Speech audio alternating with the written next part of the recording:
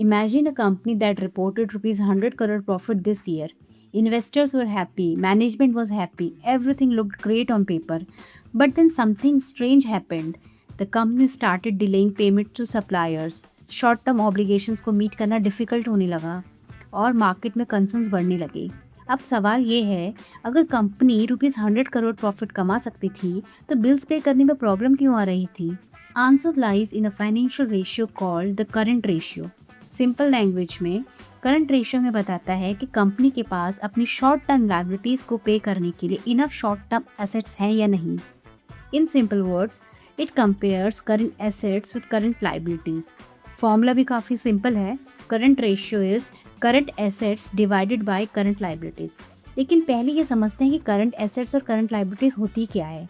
Current assets वो assets होती हैं जो जनरली अगले 12 मंथ्स के अंदर कैश में कन्वर्ट हो सकते हैं। For example cash, bank balance, inventory या कस्टमर से मिलने वाले पैसे।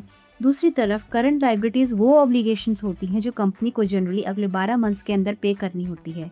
For example supplier payments, short term loans, outstanding expenses या salaries payable. Let's take a simple example. मान लीजिए कंपनी के पास ₹200 करोड़ करंट एसेट्स हैं और ₹100 करोड़ करंट लायबिलिटीज़ हैं, तो करंट रेशियो होगा 2, यानी कंपनी के पास हर ₹1 की शॉर्ट टर्म लायबिलिटी के अगेंस्ट ₹2 के शॉर्ट टर्म एसेट्स अवेलेबल हैं। Generally a higher current ratio indicates better short term liquidity, यानी कंपनी अपनी नियर टर्म ऑब्लिगेशंस को कंफर्टेबली मीट कर सकती है। लेकिन यहाँ एक इंटरेस्टिंग पॉइंट है, बहुत हाई करंट रेशियो भी हमेशा अच्छी बात नहीं होती, क्योंकि कभी कभी इसका मतलब हो सकता है कि कंपनी के पास एक्सेस कैश पड़ा हुआ है या एसेट्स एफिशिएंटली यूज़ नहीं हो रहे।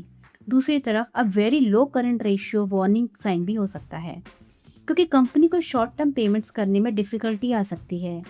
आप सोच रहे होंगे करंट रेशियो लो होने से प्रॉब्लम क्या है?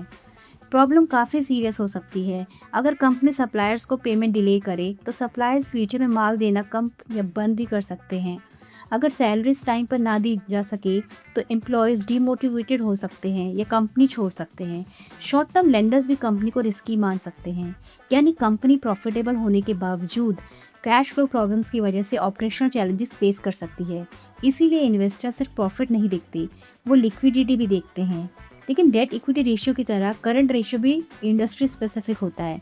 For example manufacturing, retail, FMCG और ट्रेडिंग बिजनेसेस में करंट रेशियो काफ़ी इंपॉर्टेंट होता है, क्योंकि इन इंडस्ट्रीज़ में इन्वेंट्री, रिसीवेबल्स और वर्किंग कैपिटल का रोल बहुत बड़ा होता है। हाउएवर आईटी, सॉफ्टवेयर और एसेट लाइट बिजनेसेस में current ratio comparatively less critical हो सकता है, क्योंकि उनका बिजनेस मॉडल हैवी इन्वेंट्री पर डिपेंड नहीं करता।